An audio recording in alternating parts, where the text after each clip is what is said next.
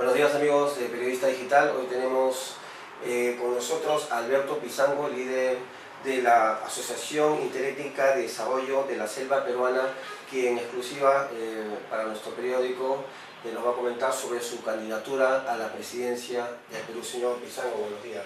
Muy buenos días, muchas gracias nuevamente por esta entrevista y bueno, estoy aquí para responderle algunas preguntas que usted me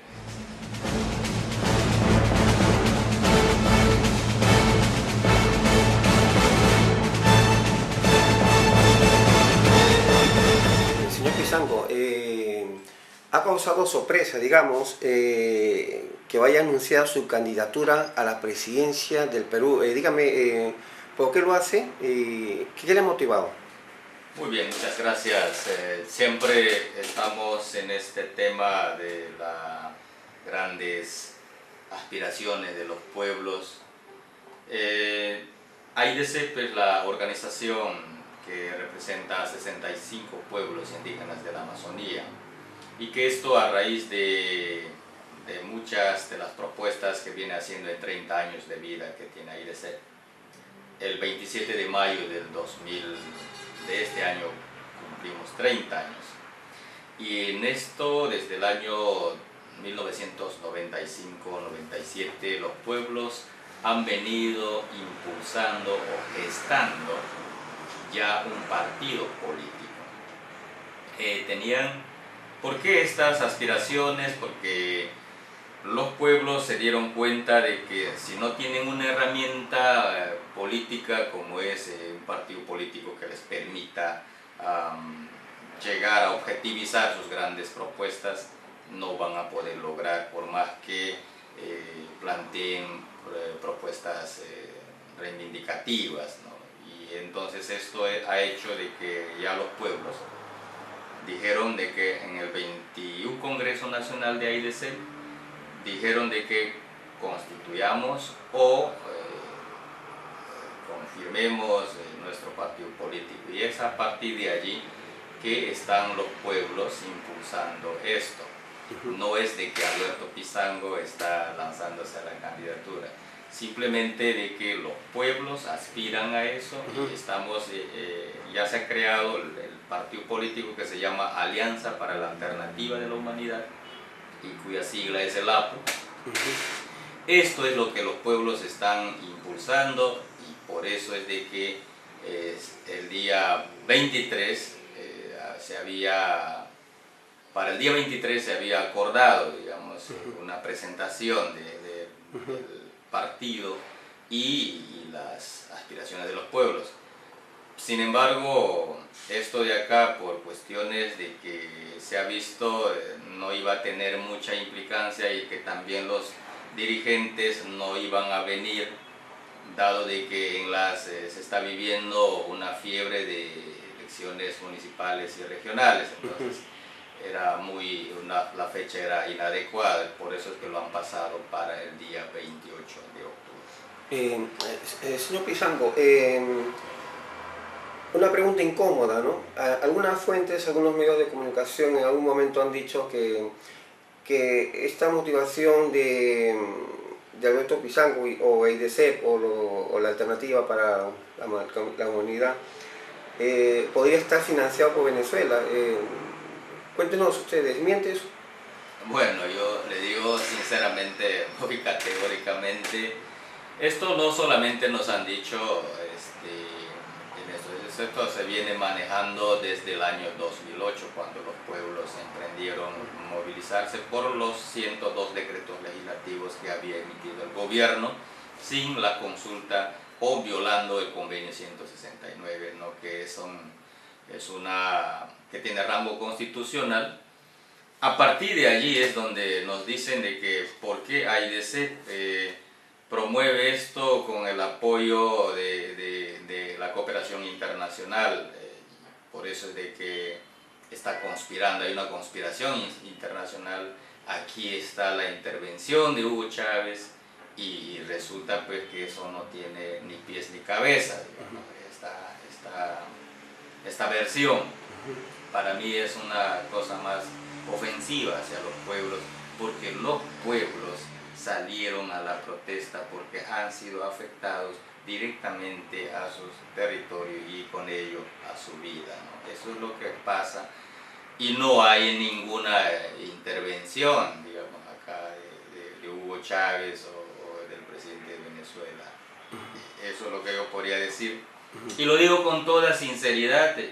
Nosotros hemos tenido no solamente eso, hemos tenido muchas de las intervenciones, ha sido intervenido AIDESEP, digamos, por malversar fondos, supuestamente. Acá ha intervenido APSI y una demanda que había hecho una ex tesorera de AIDESEP, cuando nosotros a ella más bien lo separamos porque había malversado fondos. Y entonces ella sale y se mete, digamos, a la estructura del Estado, del gobierno, para calumniar y de esta manera mellar, bajar las grandes propuestas de los pueblos. Y entonces eso es lo que podría yo decir. Ahí hay una resolución ya con todas las intervenciones que nos han hecho una pericia judicial contable a todos los proyectos que manejamos a nivel de la organización, y el resultado de este informe pericial judicial contable arroja donde dice de que AIDESEP no tiene indicios de malversación de fondos, más bien solamente hay esta hay esta rendición que no ha hecho la ex tesorera de más o menos 30.000 soles que no ha rendido, digamos, ¿no? Se apropió de esto, y eso es lo que finaliza el informe, y a partir de allí nosotros decimos que la organización y los pueblos, o sea, tiene autoridad moral para seguir llevando adelante los grandes proyectos que trabajamos, no lo malversamos, sino lo ejecutamos de acuerdo a cómo está planificado. Señor Pizango, el año pasado, en junio, hubo un movimiento, hubo unos incidentes, digamos, ¿no? Que se catalogaron de muchas maneras, como genocidio, matanza, montaje, y ello desgraciadamente trascendió al extranjero, ¿no? Pero de otras maneras, ¿no? Se especuló demasiado y se sindicó a usted como el principal culpable, ¿no? Por el supuesto genocidio de policías. Luego se dijo también que habían muerto muchos nativos. En sus palabras, cuéntenos qué ocurrió realmente, porque en el mundo entero todo el mundo piensa que sí hubo matanza, y al final que no hubo matanza, que fueron las fuerzas policiales las afectadas. Sí, yo creo que ahí yo voy al hecho muy, muy real. Lo que pasó fue un abuso de autoridad por parte del gobierno. O sea, yo quiero ser enfático aquí, a donde a nosotros los pueblos indígenas y a los voceros que hemos sido, nosotros cumplimos un papel de voceros, lo hemos dicho siempre esto. AIDESEP tiene afiliadas a sus 57 federaciones, son 1.300 comunidades, y nosotros solamente recibimos el mandato de estos porque ellos son los que definen, ¿no? Porque ellos son las dueñas de sus territorios, por la que luchan y están allí. Entonces, el año 2008 quedamos, cuando los pueblos se movilizaron, logramos el día 19 de agosto del 2008 derogar 2 decretos legislativos, la 1015 y 1073.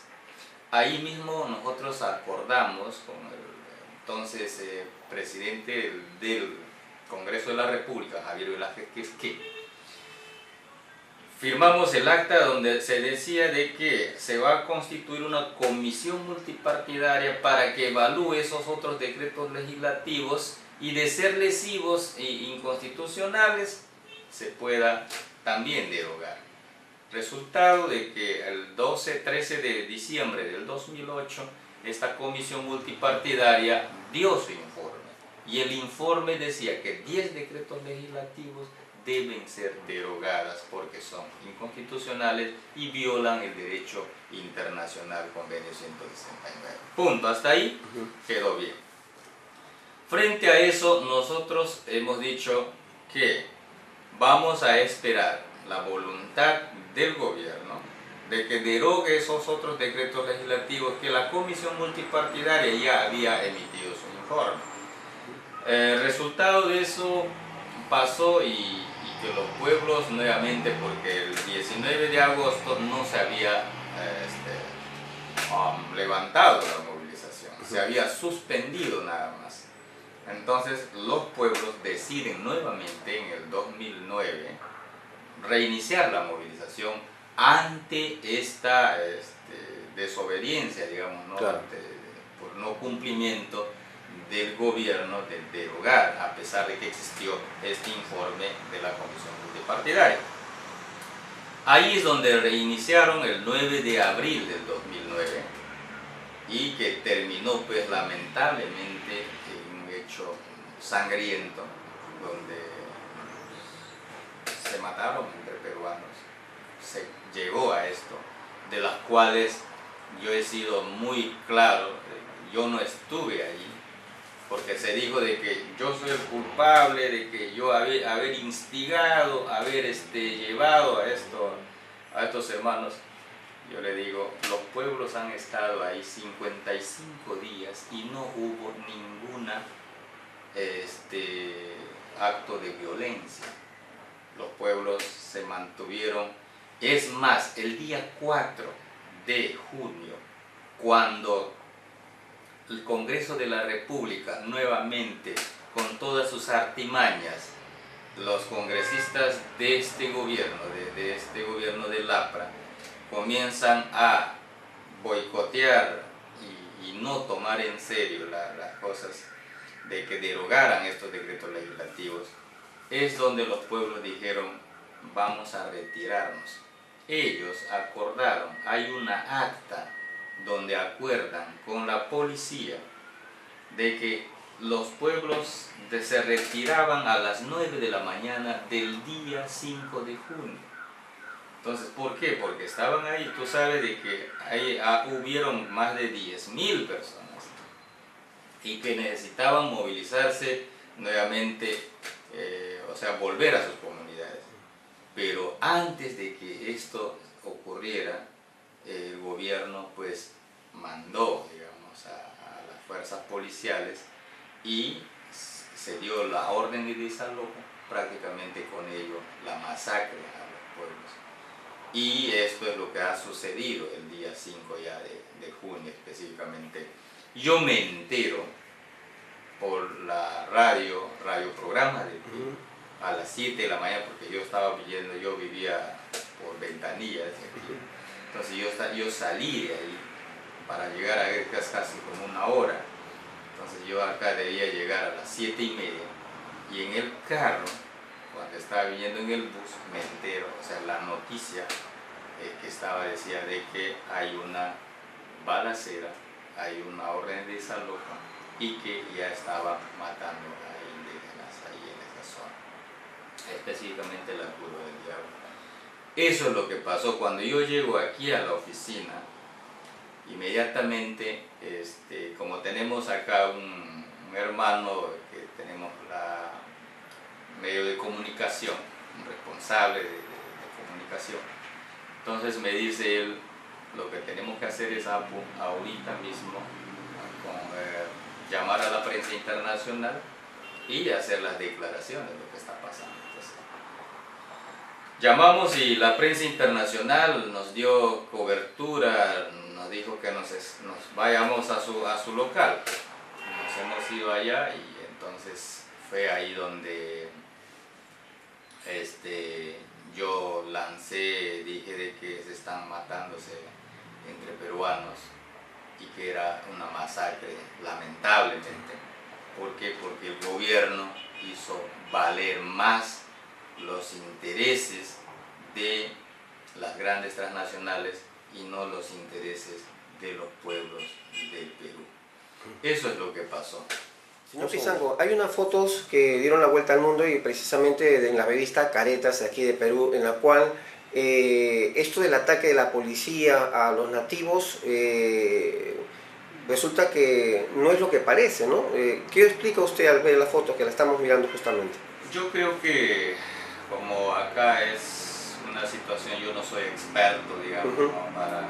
En estas cuestiones de criminalística, qué sé yo, eso lo podría determinar inclusive la gente experta que sabe de esto. Solo podría decir, lo único que puedo mirando esto, yo podría decir es que los pueblos estuvieron ahí bien pacíficamente, no tenían armas, pero cuando veo esto creo que puede ser, tal vez, podría decir nada más de que fue una provocación entre policías, o sea, un ademán para hacer, Sí, ¿no? para dejarle sin piso a los pueblos de que se les masacró. Aquí hubo un masacre de gente que no tenía nada que ver, ¿no? O sea, eso podría decir. No puedo dar mi opinión mucho más allá, como le vuelvo a repetir. Yo no soy experto Claro. en este tema, digamos. Para ir finalizando, dos preguntas más. Se habló de genocidio, de que habían fosas comunes, de que había muertos centenares de nativos. ¿En qué quedó eso? Porque al final creo que el balance de muertos entre policías y nativos fue de 34 o 24, no recuerdo bien. Más policías que nativos. ¿Eso es cierto? Porque eso es lo que fue publicado en el mundo entero. Claro, lo que aquí sucedió son dos cosas y eso está muy determinado, digamos, ¿no? O sea, hubo errores. O sea, ¿por qué? Porque no se midió prácticamente. El gobierno debería haber, antes de desalojar, debería tomar en consideración de que estos pueblos estaban por retirarse, ¿no? Entonces, si no hubiera aprobado, si el gobierno hubiera esperado o hubiera respetado, digamos, este acuerdo que tuvieron los pueblos ya para retirarse, no hubiera sucedido nada, creo yo, porque esa acta después nos hicieron llegar a nosotros. Lo que ha pasado es de que hubo dos momentos. Estación 6 y la curva del diablo. La curva del diablo empieza, digamos, a disparar. Empiezan la policía a disparar. Pero en estación 6 también estuvieron ahí policías, digamos, en la estación 6. Entonces, no se sabe, por la información que me hicieron llegar después, porque después del 5 de junio yo ya me metí a la clandestinidad y después me fui a parar en la embajada de Nicaragua, y ahí es donde sale la noticia, pues, ¿no? Porque yo hasta ahí, yo estuve aquí en Lima. Lo que puedo decir es de que como hubo esto de acá, la matanza fue, digamos, En otra zona, ¿no? en otra zona. Y ahí no sé si hubo enfrentamiento o no, pero lo que dicen que, por eso es de que Alan García dice que hubo un genocidio de policía, pero no en la curva del diablo, sino en estación 6, o sea, la deducción que siempre se ha dicho es de que los pueblos Ahuajún-Wampis son un pueblo guerrero. Esos son guerreros por naturaleza, digamos, ¿no? Esos son los que siempre han estado muy firmes, no se han dejado colonizar fácilmente. Entonces, es de que aquí hubo una respuesta rápida, digamos, ¿no? Como dicen, muerte o muerte se mataron tantos indígenas, entonces acá se mata también. Y eso es lo que han afirmado muchos de los entendidos en este tema de los pueblos indígenas, y que sinceramente, por eso digo, si no hubiera sucedido este disparo, este desalojo si el gobierno hubiera tomado las decisiones o hubiera previsto las cosas, entonces de llegar antes de eso, muy bien, van a retirarse, muy bien, si hubieran retirado no hubiera pasado estas cosas. Lo que pasó es eso. Claro, y usted en aquel entonces se asiló en la embajada de Nicaragua. Se dijo mucho de que quizá porque porque querían detenerlo, pero también se especuló con que también querían eliminarlo, ¿no? No querían alguien incómodo, ¿no? ¿Eso es cierto? Eso es muy ciertísimo. Yo le digo, yo estuve aquí en Lima. Cuando me voy a las 9 de la mañana a la rueda de prensa internacional, a declarar ahí, inclusive con algunos coordinadores de las regionales, ahí es donde me dicen de que yo ya estoy con orden de captura. Entonces yo digo, ¿cómo me van a capturar? O sea, ¿por qué me van a dar esa orden de detención? ¿Qué he hecho yo? O sea, ¿qué he hecho yo para que me capturen? Entonces, por el simple hecho de ser el vocero, de decir, o sea, me acusan de apología, de instigador. Bueno, yo ya sabía eso. Entonces, por eso de que salgo de ahí de la rueda de prensa y me dirigí acá. Y acá también estuvieron muchos periodistas y yo cuando entro di la conferencia de prensa también aclarando estas cosas y fue exactamente a las 12:30 del día 5 de junio, donde ya me dijeron, señor Pizango, muchos de los periodistas ya me decían, señor Pizango, ¿usted teme por su vida? Me dijeron ahí. Yo digo, claro que sí, yo tengo miedo porque una cosa es que tú cometas el delito, claro, y pues te apresen, ¿no? O sea, muy bien, o sea, dice en mi pueblo, yo por eso he dicho, en mi pueblo, si tú cometes el delito, muy bien, tú ya no tienes por qué defenderte porque ya cometiste el delito y la tienes que pagar. Así sea, digamos, una situación de que lo hayas hecho con razón o sin razón, pero ya está definido, el delito ya está cometido y ya nadie te salva. Pero yo le digo, pues, claro, porque yo no he hecho nada. Entonces, además también, o sea, quienes me estaban dando la orden de detención era la seguridad de Estado, los policías de seguridad de Estado, o sea, que no le compete, digamos, en este lado. No era competencia de esto, o sea, era por mandato judicial, donde su respectivo procedimiento, y de acuerdo a eso, pues yo me presente, y si las cosas, el análisis, digamos, la investigación que se da, viera que yo soy culpable, pues entonces ahí sí. Pero esto no o sea, a mí no me respetaron, digamos, los mínimos derechos humanos, o sea, a mí solamente me declararon como delincuente, como el terrorista, y esto, como dice, claramente se ha visto de que, ¿cuál era la situación? Es de que a este gobierno del APRA, un gobierno pues ya sabemos cómo es, nadie le ha parado y el movimiento indígena, los pueblos indígenas de la Amazonía dijeron hasta aquí nomás, o sea, ¿sabe qué? Usted si nos va a atropellar, pues no va a atropellarnos porque es nuestra vida, nuestro territorio. Entonces ahí es donde a mí ya me dicen, bueno, este es el cabecilla, entonces aquí hay que eliminarlo.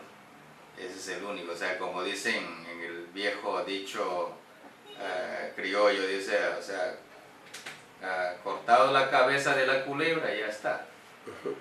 Entonces, prácticamente eso es lo que quisieron hacer conmigo, o sea, desaparecerme y decir, o capturarme y decir, inventar cualquier cosa, o sea, esto se ha matado en la captura, o sea, ya, y se acabó. Usted sabe de que el muerto pues ya no habla, ¿no? Y eso es muy importante, ¿no? O sea, ya no se sabe toda la verdad. Y yo felizmente por eso creo que yo digo, lo he dicho esto en Cuarto Poder también, cuando me entrevistaron, y ahí también siguieron todavía diciendo de que ese Dios no será Ollanta-Humala, ese Dios no será Hugo Chávez. O sea, cuando yo les dije de que el poder perfecto ha hecho de que no me capturen, pues, o sea, los sabios de los espíritus de la Amazonía, tal vez, porque yo estuve prácticamente dando la vuelta aquí, ya con la orden de captura que tenía. Hasta que llegué y yo no supe hasta ahora, no sé quién gestionó mi detención. No, mi exilio. Porque yo salí rumbo a la Amazonía. Yo estaba yendo para la Amazonía. Porque como digo, aquí no tengo protección. La Amazonía es la única que me puede cobijarme, que me puede proteger, cuidarme, o sea, eso. Estaba yéndome. Resulta de que cuando ya estuve por ahí, me dijeron que ya estoy con orden de detención y ya no podía pasar, entonces me cercaron todo. Entonces me quedé acá y me trasladaron, yo recuerdo hasta ahora ya mareado casi como 3 días, digamos, en el auto, porque ya mi casa era en el auto, pues, ¿no? Claro. Y después de auto en auto, después me pasaron acá, pásate acá, o sea, yo ya no supe dónde estaba, o sea, para mí era todo un sueño. Y yo decía, pero ¿por qué ya? Déjenme ya, tranquilo, o sea, yo ya a veces decía, ya, suéltenme ya, yo quiero irme, a la oficina, o sea, ya pues ahí, que me capturen, pues que me capturen, yo decía eso, pero o sea, ¿qué he hecho yo? O sea, ¿qué culpa tengo yo? ¿Qué pecado he cometido para que me tengan así? Y resulta de que a las 3:30 de la tarde, casi a las 4 ya, me meten a otro auto y comenzamos a irnos, y ahí escuchaba solo al chofer, le escuchaba yo que decía, ya en tal parte, ya está, llegamos, ahorita, hasta que, plum, me dijeron, acá salte, ya yo salí, y me dijeron bienvenido a territorio nicaragüense, ¿no? Entonces, escuché, y una chica me dijo, ya, aquí está seguro tu vida peligraba. Si a ti te capturaban, te mataban. Eso es lo que me han dicho. Entonces yo digo, bueno, ya. Era como te digo, todo un sueño para mí, digamos, ¿no? O sea, yo espero de que a nadie más le pase esto. Yo por este duro sacrificio, porque es un sacrificio, yo tuve que abandonar a mi familia y todo ello. Como dicen, yo estoy consciente de que solamente he llevado la voz de los pueblos. Por ser el vocero de los pueblos, he tenido que pasar por todas las cosas. Y les he dicho también a los hermanos en muchas de las reuniones, de que gracias a ese poder de los pueblos, a esos espíritus de la Amazonía que quieren su defensa, que han visto en mí un humilde servidor, defensor de estas propuestas de los pueblos, es de que no me han capturado. Y si no fuera así, quizás si no fuera por esa protección, quizás yo ya no estaría aquí hablando nuevamente, no estaría aquí. Pues nada, señor Pizango, muchas gracias por la entrevista, le deseamos muchos éxitos y suerte con su candidatura a la presidencia de Perú. Espero que las opiniones, los deseos de los pueblos étnicos aquí de Perú pues, sean realidad mediante su persona. Muchas gracias, más bien, y nuevamente reiterarle, son las propuestas de los pueblos. No me desee suerte, sino éxito, porque el éxito son de los pueblos. va a ser el éxito no solamente de los pueblos, sino a nivel del país. O sea, la Alianza para la Alternativa de la Humanidad, como su propio nombre mismo le dice, pretende ser una alternativa, un embrión o tal vez una gotita de agua de manantial para salvar la vida de la humanidad, la vida de este planeta. Bueno, pues nada, muchas gracias, hasta la próxima. Muchas gracias.